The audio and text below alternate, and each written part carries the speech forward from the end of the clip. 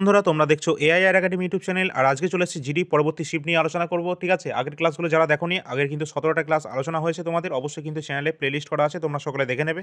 এছাড়া এই চ্যানেলে কিন্তু টপিক ওয়াইজ ক্লাস তোমরা পেয়ে যাবে, এবং অল ইন্ডিয়া র্যাঙ্কার্সের একটা ইউটিউব চ্যানেল আছে, সেখানে কিন্তু তোমরা যে কোনো গুরুত্বপূর্ণ যে সমস্ত ক্লাসগুলো আছে সেগুলো কিন্তু তোমাদের খুব শর্ট টাইমে কিন্তু সেগুলো কভার করা আছে, সেগুলো কিন্তু দেখে রাখবে। ঠিক আছে, তো দুটো তোমাদের টেলিগ্রাম চ্যানেল আছে, এই দুটো টেলিগ্রাম চ্যানেলের লিঙ্ক ডেসক্রিপশনে দেওয়া আছে, ওখানে কিন্তু গুরুত্বপূর্ণ পিডিএফ কিন্তু পেয়ে যাবে। ঠিক আছে, আর এই সম্পূর্ণ পিডিএফটা তোমরা যদি বাই করতে চাও সেটা কিন্তু তোমরা 50 টাকা দিয়ে পেয়ে যাবে, এই SSC GD 2024 previous year GK কোশ্চেনের যে সলিউশনটা। ঠিক আছে, অনলাইনের ফর্ম্যাটে তোমাদের এক্সাম 4 ফেব্রুয়ারি 2025 থেকে শুরু হচ্ছে।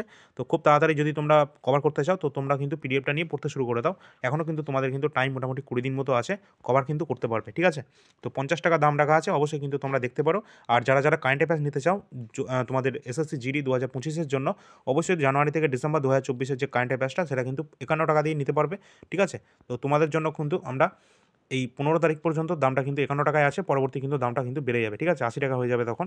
তো তাড়াতাড়ি করবে যারা যারা নিতে চাও। ঠিক আছে, তো পরবর্তী আমরা 18 নম্বর শিফট নিয়ে আলোচনা করবো। যদি ক্লাসটা ভালো লাগে অবশ্যই একটা লাইক করে দেবে, শেয়ার করে দেবে তোমাদের সকল বন্ধুদের সাথে, এবং সাবস্ক্রাইব করে রাখবে চ্যানেলগুলোকে। ঠিক আছে, ফার্স্ট আমাদের যে কোশ্চেনটা আছে যে লোকনৃত্য খড়িয়া এটা কোন রাজ্যের সাথে অন্তর্গত, এটা কিন্তু অবশ্যই হরিয়ানার অন্তর্গত। হরিয়ানার বিভিন্ন ফোক ডান্সগুলো আমাদের কিন্তু দেখে রাখতে হবে। যেমন আমরা কিন্তু যদি বলি যে হরিয়ানার যে ফোক ডান্সগুলো রয়েছে, যেমন ফাগ, ধামাল, ঠিক আছে, ধামালগুলো জিজ্ঞাসা করা হয়। ঠিক আছে, এছাড়া ঝুমর, ঠিক আছে, লুর, লুর বলে একটা ড্যান্স আছে যেটাও কিন্তু জিজ্ঞাসা করা হয়। ঠিক আছে, পরীক্ষায়।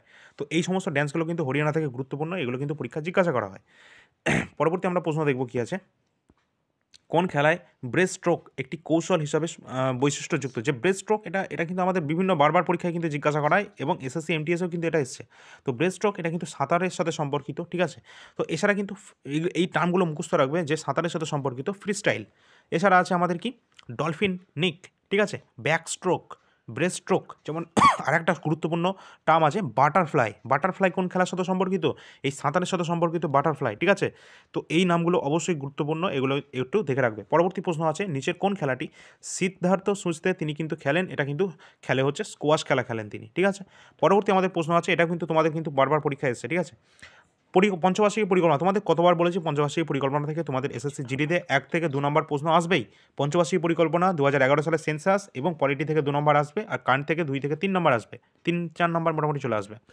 তো এগুলো কিন্তু অবশ্যই দেখে রাখতে হবে, আর এগুলো কিন্তু তোমাদের কিন্তু দেখে রাখতে হবে। পরবর্তী আমাদের যে প্রশ্নটা আছে, পঞ্চবার্ষিকী পরিকল্পনা যেটা নিম্নলিখিত কোন পঞ্চবার্ষিকী পরিকল্পনা বলেছে? আচ্ছা, পঞ্চবার্ষিকী পরিকল্পনা মূল লক্ষ্যগুলো কী ছিল, যেখানে কিন্তু পরিবার পরিকল্পনা এই কথাটা রয়েছে। তো এটা কিন্তু চতুর্থ পঞ্চবার্ষিকী পরিকল্পনায় কিন্তু হয়েছিল, যেটা আমাদের কোন টাইম পিরিয়ডটা কত, 1969 থেকে 1974 সাল কিন্তু এটা কিন্তু আমাদের টাইম পিরিয়ড। ওকে, এই চতুর্থ পঞ্চবার্ষিকী পরিকল্পনার। আর এখানে অবশ্যই মুখস্থ রাখবে যে প্রথম পঞ্চবার্ষিকী পরিকল্পনা যেটা কিন্তু 1951 থেকে 1956 মধ্যে হয়েছিল, আর এটা কিন্তু যে মডেলের ওপর সেটা কিন্তু হ্যারোড ডোমার মডেলের ওপর বেসড করে এটা কিন্তু তৈরি করা হয়েছিল। ঠিক আছে, হ্যারোড ডোমার মডেল।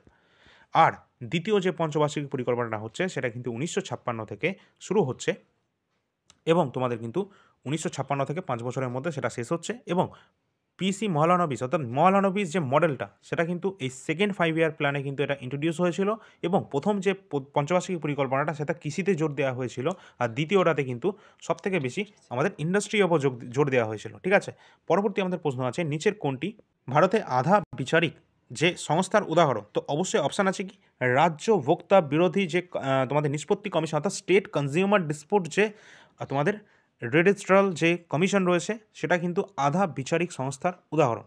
পরবর্তী আমাদের প্রশ্ন আছে ড্যাশ ভার্চুয়াল মোডে ভারতের G20 প্রেসিডেন্সির লোগো, থিম এবং ওয়েবসাইট উন্মোচন করেছে নভেম্বর 2022, যেটা কিন্তু প্রধানমন্ত্রী শ্রী নরেন্দ্র মোদী করেছিলেন। সেটা তখনকার কারেন্ট অ্যাফেয়ার্স ছিল, যেটা তোমরা 2024 কারেন্ট অ্যাফেয়ার্সটা তোমাদের পরীক্ষায় জিজ্ঞাসা করা হবে, তার জন্য জানুয়ারি থেকে ডিসেম্বর 51 টাকা দিয়ে তোমরা কারেন্ট অ্যাফেয়ার্সটা নিতে পারো।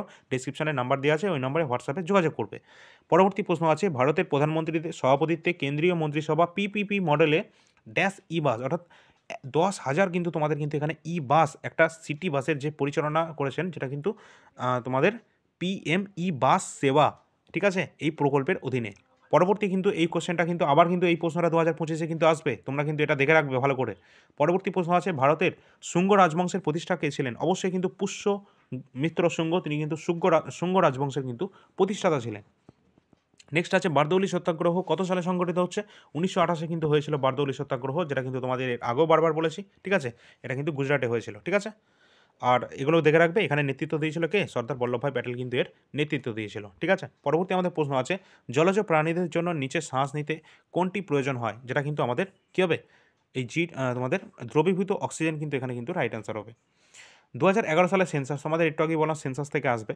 তো সেন্সাস 2011 অনুসারে ড্যাশ জনসংখ্যার অনুপাত 0.2 পিপি শতাংশ পয়েন্ট কমেছে, যেটা কিন্তু শিখদের জনসংখ্যা। ঠিক আছে? পরবর্তী প্রশ্ন আছে, তপন কুমার পটনায়ক এটা নিচের কোন সঙ্গীত নাটক একাডেমি পুরস্কার জিতেছেন? তিনি কিন্তু ছৌ নাচে জিতেছেন। আর ছৌ কিন্তু বিভিন্ন কিন্তু নাচ হয়, যেমন তোমাদের কিন্তু এটা কিন্তু আবার জিজ্ঞাসা করা হবে। তার সাথে এটা মনে রাখবে 3 ধরনের ছৌ হয়ে থাকে। আমাদের ওয়েস্ট বেঙ্গলে যেমন হয়ে থাকে সেটা হচ্ছে পুরুলিয়া ছৌ বিখ্যাত ওয়েস্ট বেঙ্গলের ক্ষেত্রে।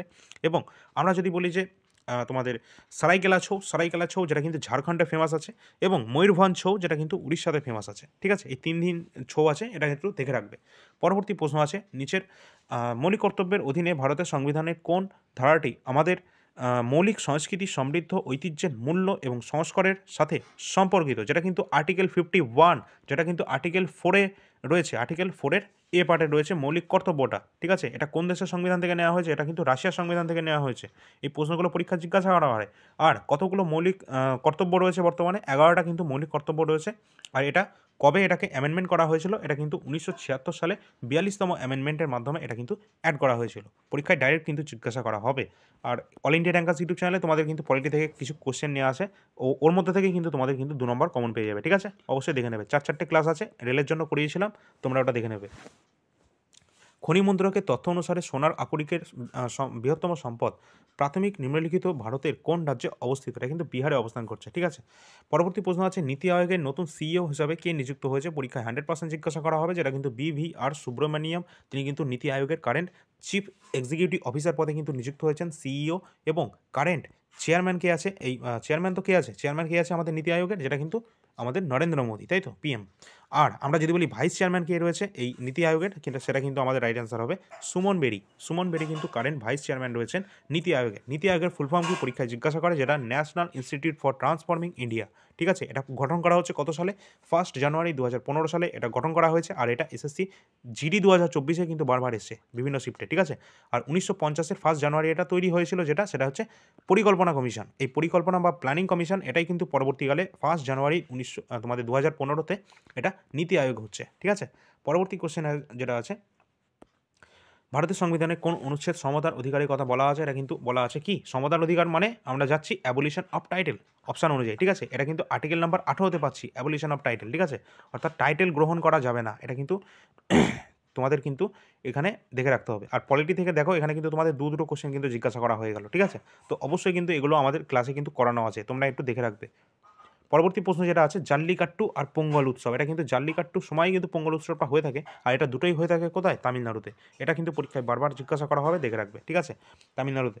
আর এছাড়া তামিলনাড়ুতে কী হয়ে থাকে? ভারতনাট্যম ড্যান্স। ঠিক আছে? যেটা কিন্তু সবথেকে পুরনো ক্লাসিক্যাল ড্যান্স। ঠিক আছে? ভারতের। পরবর্তী আমাদের প্রশ্ন আছে, নিচের কোন দেশটি পশ্চিমে ভারতের প্রতিবেশী উল্লেখযোগ্য সীমান্ত ভাগ করে এবং প্রায়শই ভূ রাজনৈতিক তাৎপর্যের বিষয়? যেটা কিন্তু অবশ্যই পাকিস্তান। ঠিক আছে? পাকিস্তান অবস্থান করছে। পরবর্তী আমাদের কোশ্চেন আছে, ভারতের কোন নিয়ন্ত্রক সংস্থা ক্ষুদ্র ঋণ প্রতিষ্ঠা, যেটা MFIS এর তত্ত্বাবধান এবং তোমাদের তত্ত্বাবধান করে এবং তোমাদের কি সম্মতি নিশ্চিত করে প্রতিবিধানের সাথে? যেটা কিন্তু reserve bank of India. Reserve bank of India থেকে তোমাদের এবছর যে প্রশ্নটা 100% জিজ্ঞাসা করবে, যেটা কিন্তু রিজার্ভ ব্যাঙ্কের বর্তমান গভর্নর কে রয়েছে? রিজার্ভ ব্যাঙ্কের কিন্তু 26তম গভর্নর বর্তমানে কিন্তু নিযুক্ত হয়েছে, যার নাম হচ্ছে সঞ্জয় মালহোত্রা। সঞ্জয় মালহোত্রা কিন্তু ইনি কিন্তু রিজার্ভ ব্যাঙ্কের 26তম গভর্নর নিযুক্ত হয়েছেন। আর এর আগে ছিল হচ্ছে 25তম গভর্নর, যার নাম হচ্ছে শক্তিকান্ত দাস। ঠিক আছে? আর এই যে রিজার্ভ ব্যাঙ্ক, এটা গঠন করা হচ্ছে কত সালে? যেটা কিন্তু 1935-এ এটা স্থাপন করা হচ্ছে, এবং 1949-এ এর জাতীয়করণটা হচ্ছে। ঠিক আছে? আর মুম্বাইতে এর হেডকোয়ার্টার। নেক্সট পরবর্তী যে কোয়েশ্চেনটা আছে কি, একটি খেলা চলাকালীন একটি স্ট্যান্ডার্ড আইস হকিতে কোন ওভারটাইম বা পেনাল্টি দলে কতজন খেলোয়াড় থাকে? তো এখানে জিজ্ঞাসা করেছে আইস হকি। আইস হকিতে কিন্তু 6 জন থাকে। আমরা যদি হকিতে বলতাম তাহলে 11 জন। হকি, ক্রিকেট, ফুটবল সবগুলোতে 11টা করে থাকে প্রতিটা টিমে, তাই তো? কিন্তু এখানে আইস হকি জিজ্ঞাসা করেছে, তাহলে এখানে কিন্তু 6 জন করে থাকবে প্রতিটা টিমে। ঠিক আছে? তো এগুলো একটু দেখে রাখবে কোন টিমে কজন করে থাকে। ঠিক আছে? তো পরবর্তী শিফট নাম্বার আমাদের 19 নম্বর শিফট থাকবে। অবশ্যই তোমরা ভালো লাগলে একটা লাইক করে দেবে, শেয়ার করে দেবে তোমাদের সকল বন্ধুদের সাথে, এবং অল ইন্ডিয়া র্যাঙ্কার্স ইউটিউব চ্যানেলে তোমরা কিন্তু কিছু তোমাদের কোশ্চেন পেয়ে যাবে, ঠিক আছে? যেগুলো রেলের জন্য গুরুত্বপূর্ণ আমরা ক্লাস করেছি, সেগুলো যদি করে যাও তোমাদের এসএসসি জিডিতে হুবহু তোমরা কিন্তু কোশ্চেন ওখান থেকে কমন পেয়ে যাবে, ঠিক আছে? তো অবশ্যই সেগুলো একটু দেখে রাখবে। এছাড়া এই চ্যানেলেই কিন্তু তোমাদের টপিক ওয়াইজ স্ট্যাটিক জিকে বলে একটা প্লেলিস্ট পাবে। সেখানে কিন্তু গুরুত্বপূর্ণ প্লেলিস্ট করা আছে, ঠিক আছে? সেখানে যে জায়গাগুলো তোমাদের এখনো পর্যন্ত কমপ্লিট করা হয়নি সেগুলো একটু দেখে রাখবে, কারণ ওখান থেকে কিন্তু 5 থেকে 10 নম্বর কিন্তু কমন ওখান থেকেই পেয়ে যাবে ওই প্লেলিস্ট থেকে। তো অবশ্যই এগুলো একটু দেখে রাখবে, আর এই সিরিজটা ফলো করো, এখান থেকে অনেক প্রশ্ন কমন পাবে, ঠিক আছে? আর যারা ইবুকটা যদি কেউ পারচেস করতে চাও সম্পূর্ণ এই পিডিএফটা, তারা কিন্তু 50 টাকা দিয়ে পেয়ে যাবে। এই যে নাম্বারটা, এই নাম্বারে তোমরা হোয়াটসঅ্যাপে যোগাযোগ করবে, ঠিক আছে? এছাড়া আমাদের এনটিপিসি প্রিভিয়াস ইয়ার জিকে কোশ্চেনও তোমাদের আছে, যেটা কিন্তু 99 টাকা দিয়ে তোমরা পেয়ে যাবে, ঠিক আছে? ডেসক্রিপশন নাম্বারে যোগাযোগ করবে এনটিপিসি যারা দেবে। এছাড়া আমাদের কিন্তু কারেন্ট অ্যাফেয়ার্স জানুয়ারি থেকে ডিসেম্বর 2024 সবথেকে বেশি গুরুত্বপূর্ণ। এখান থেকে তোমাদের প্রশ্ন অবশ্যই জিজ্ঞাসা করা হবে, 2024-এরই জিজ্ঞাসা করবে, ঠিক আছে? এটা 51 টাকা দিয়ে তোমরা কিন্তু পাবে, ঠিক আছে? তো যারা নেবে তোমরা কিন্তু ডেসক্রিপশন নাম্বারে দেওয়া আছে, ওই নাম্বারে তোমরা হোয়াটসঅ্যাপের মাধ্যমে যোগাযোগ করবে। তো আসছি পরবর্তী শিফট নিয়ে, 19 নম্বর শিফট। ধন্যবাদ।